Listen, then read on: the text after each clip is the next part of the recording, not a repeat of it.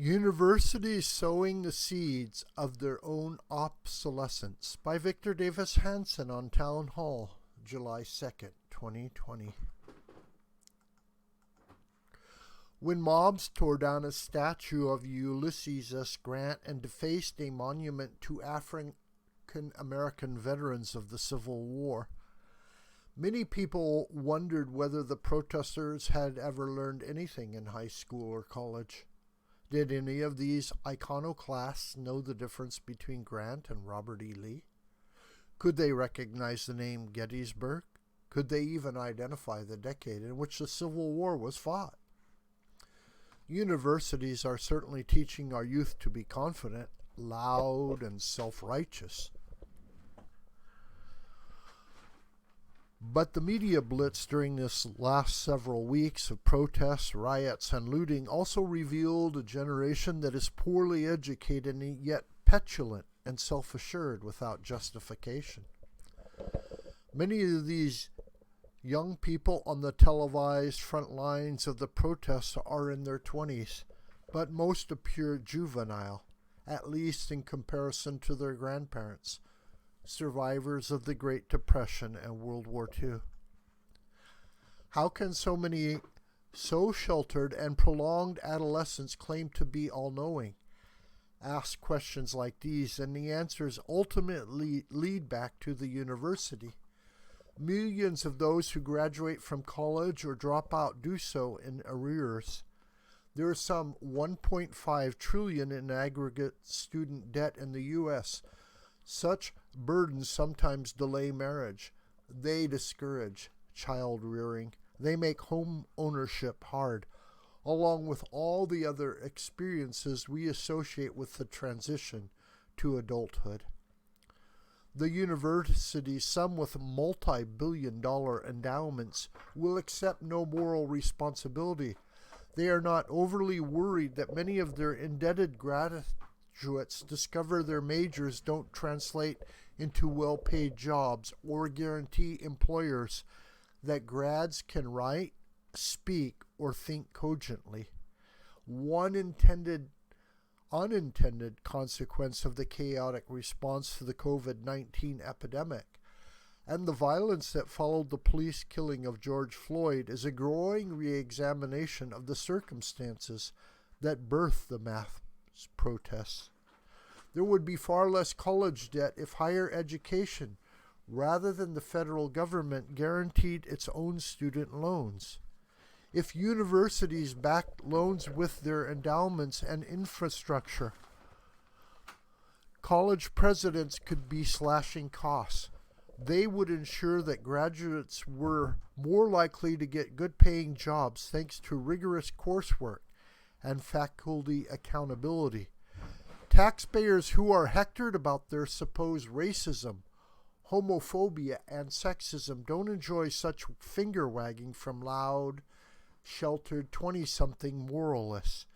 Perhaps taxpayers will no longer have to subsidize abuse if higher education is deemed to be a politicized institution and thus its endowment income ruled to be fully taxable. If socialism has become a campus creed, maybe Ivy League schools can be hit with an annual wealth tax on their massive endowments in order to redistribute revenue to poorer colleges. It is hard to square the circle of angry graduates having no jobs with their unaccountable professors who so poorly train students while enjoying lifelong tenure. Why does academia guarantee lifetime employment to those who cannot guarantee that a graduate gets a decent job? The epidemic and lockdown required distance learning, but at full price. The idea that universities can still charge regular rates when students are forced to stay home is not just an unsustainable practice, but veritable suicide. If one can supposedly learn well enough from downloads, Zoom talks, and Skype lectures, then why pay $50,000 or more for that service from your basement? Universities are renaming buildings and encouraging statue removal and cancel culture. But they assume that they will always have a red line to the frenzied trajectory of the mob that they helped birth. If the slaveholder and the robber baron from the distant past deserve no statue, no eponymous hallway or plaza, then why should the names Yale and Stanford be exempt from the frenzied name-changing and iconoclasm? Are they seen as billion-dollar brands akin to Windex or Coke that stamp their investor students as elite winners? The current chaos has posed existential questions of fairness and transparency that the university cannot answer, because to do so would reveal utter hypocrisy. Instead, the university's defense has been to virtue signal left-wing social activism to hide or protest its traditional self-interested mode of profitable business for everyone: staff, faculty, administration, contractors, except the students who borrow to pay for a lot of it. How strange that higher education's monotonous embrace of virtue signaling, political proselytizing, and loud social justice activism is now sowing the seeds of its own obsolescence and replacement. If being woke means that the broke and unemployed are graduating to ignorantly smashing statues, denying free speech to others, and institutionalizing cancel culture, then the public would rather pass on what spawned all of that in the first place.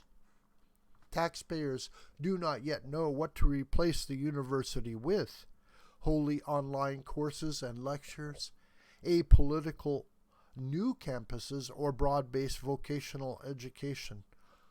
Only that a once hallowed institution is becoming McCarthyite, malignant, and in the end, just a bad deal.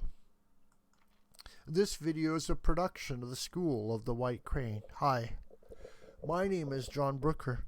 Please subscribe to this YouTube channel, and please share this video with family and friends and on social media. May God richly bless you, my beloved.